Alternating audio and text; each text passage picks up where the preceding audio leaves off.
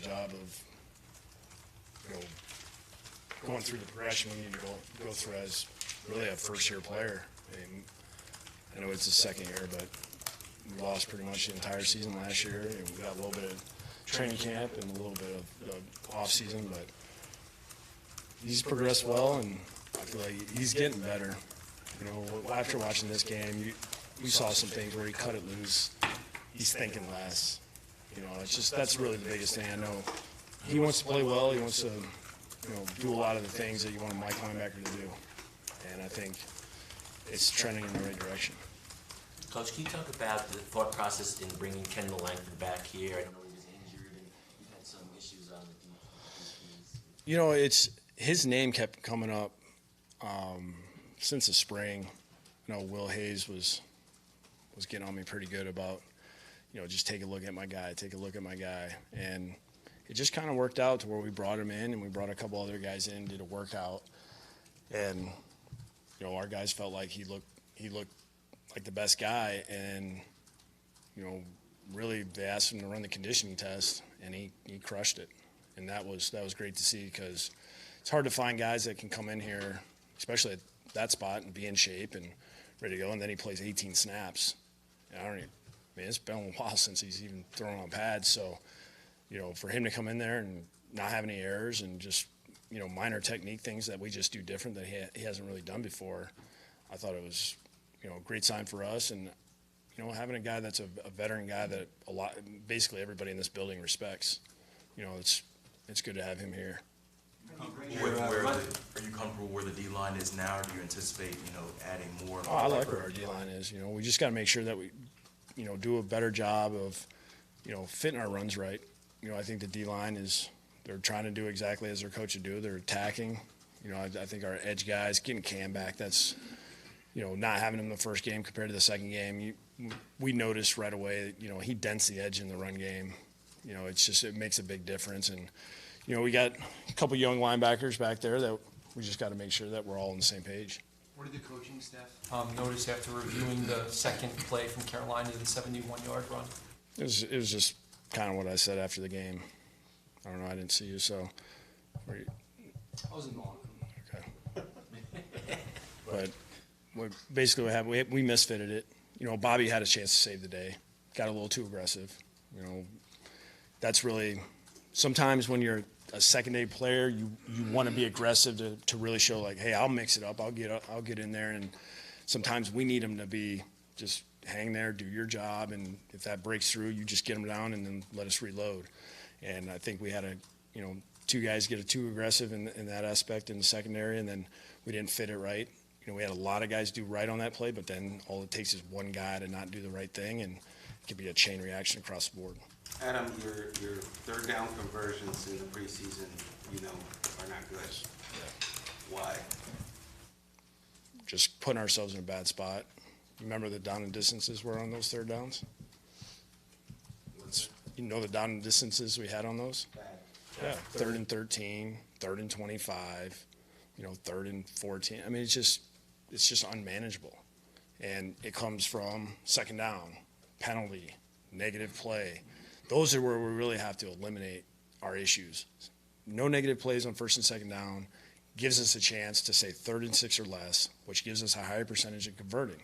We had an opportunity on 3rd and 6. We made a mistake, and it's a critical one because it affects everybody else. And that's where we need to get cleaned up. We have to be on it as far as not making the mistakes that we can control. These are things that we're hurting ourselves. And our guys understand this week that has to be our focus. If we want to be better on 3rd down, we have to clean up 1st and 2nd down. And then when we get 3rd and manageable, we have to convert. Everybody needs to do the right thing. What do you think the cause of those penalties are? Is it one thing? It's something different every time. We get an OPI. We got a holding at one point where Drake and Ryan get their feet tangled up. Plus we had a holding. We get 2nd and 15, which puts us 3rd and 12. Eventually. It's just something different every time, and your best chance to have manageable 3rd down is we have to execute. We have to do it right. What do you think? What about your red zone offense? What have you seen there? I mean, it hasn't been good. You know, we just have some things that we're not doing in the preseason games right now that we've been working on in training camp. And sometimes when we try to throw things in there for a game specific to what the defense does and we haven't repped it enough, it's going to look like crap, and it has. So, you know, but I'm all right taking the hit on that one, considering that I know what we're trying to do big picture. Do you think your run defense is going to be better this year than last year, Adam? Yeah, I do. Because I can see how it's kind of starting to come together. And now we got some, you know, 2 young linebackers back there that we'll get those guys up to speed, and they'll be doing it right once we hit this thing that first week. I mean, we have athletic guys in that second level, and we'll get it the fits right, because that's going to be on us as coaches, and we'll give those guys the opportunity to make plays, and they'll make them. How far do you think this team is away from where you want to be? I think it's coming down to cleaning up the details. It's like those little tiny things that, big picture-wise, you see something happen, and you start going, why is that happening? Or why did that happen? And then when you go back and watch film and you start correcting, and you really get encouraged, because you're going, we can fix this. We can fix this. You know, I'm not sitting there like, how do we fix this? You know, where there's frustration. We can see how to fix it. We need to go do it in practice, and then we have to execute it correctly in the game. If we keep taking things from practice to the game, that's going to give us our best shot to do it right in pressure situations. And I think the guys that we have right now, I'm encouraged that we're going to get that done. How did Gase do in this game? He had his ups and downs. I'm always probably going to be a little hard on him, because we're putting him in a lot of position to pass protect, run blocking, those type of things. You know, we'll get to the passing game when we need to get to the passing game. Adam, when you have 2 guys battling for the same position, either in the starting lineup or on the roster, how often do you throw out analytics and just go with gut feeling? I think you use everything as a tool, you know, and plus there's a lot of people involved. You know, you got your position coach, coordinators. You know, we start talking to pro personnel guys, their vantage point.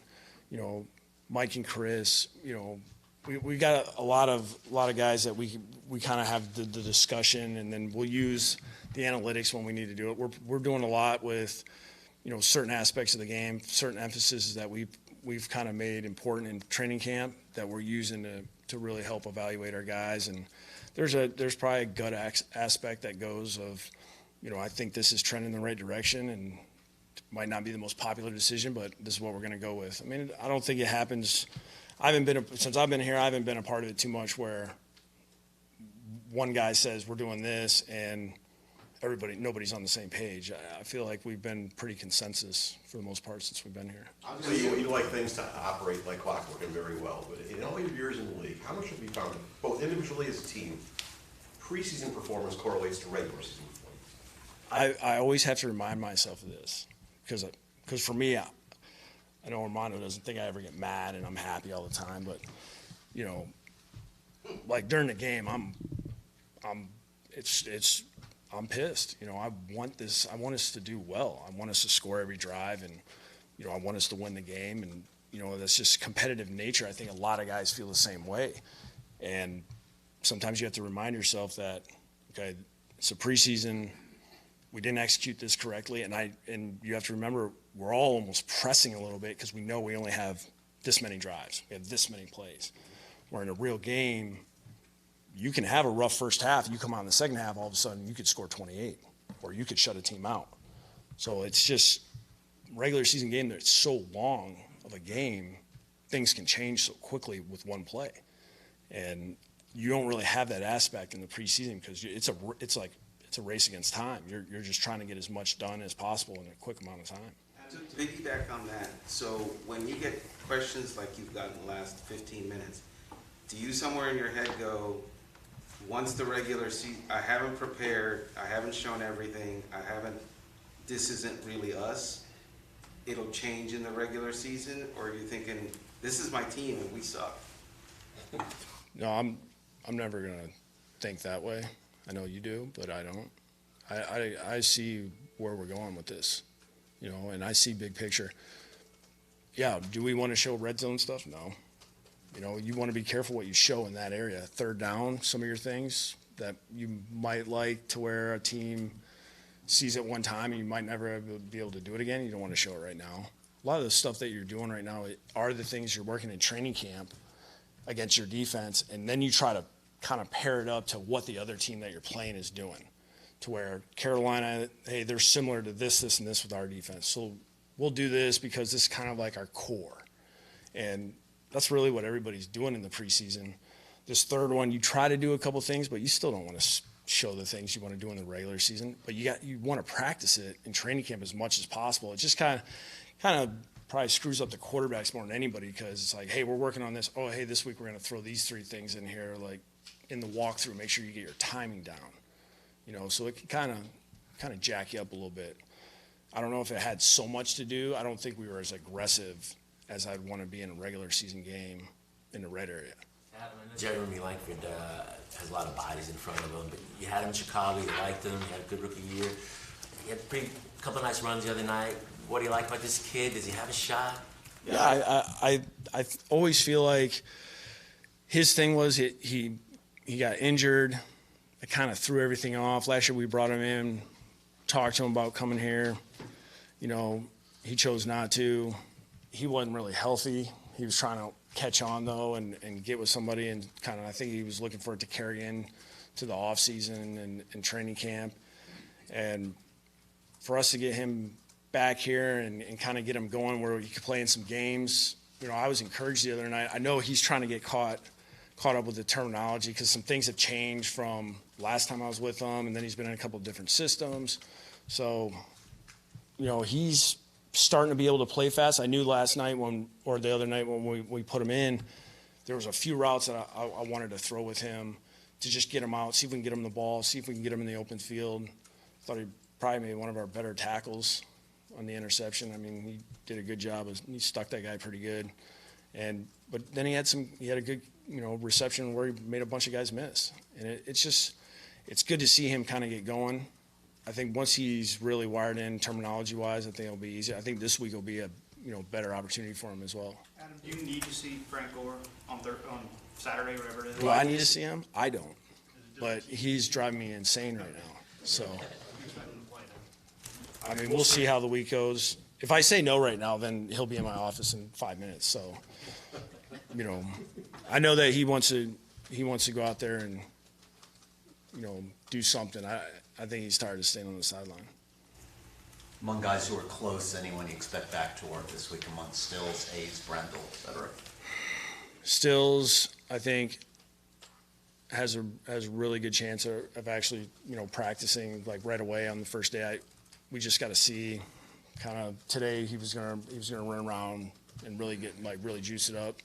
I know he is saying he feels right, but you know how that works. Like we're all a few credits short. So, but I think with Tony, I think we should be good to go. Really, our biggest thing with Tony was he had 4 reps last week, and that was on me. I didn't want to throw him in a game, and you know he just hadn't seen those guys. You know, hadn't been competing like the way that we were going to compete on Friday.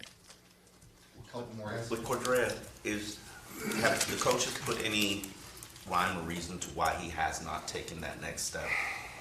You know, I think it's tough to say it's this one thing. You know, I think at that position it's so much consistency involved in it. You know, if you have a guy that even when they get beat, they come back the next play, you know, and they keep fighting.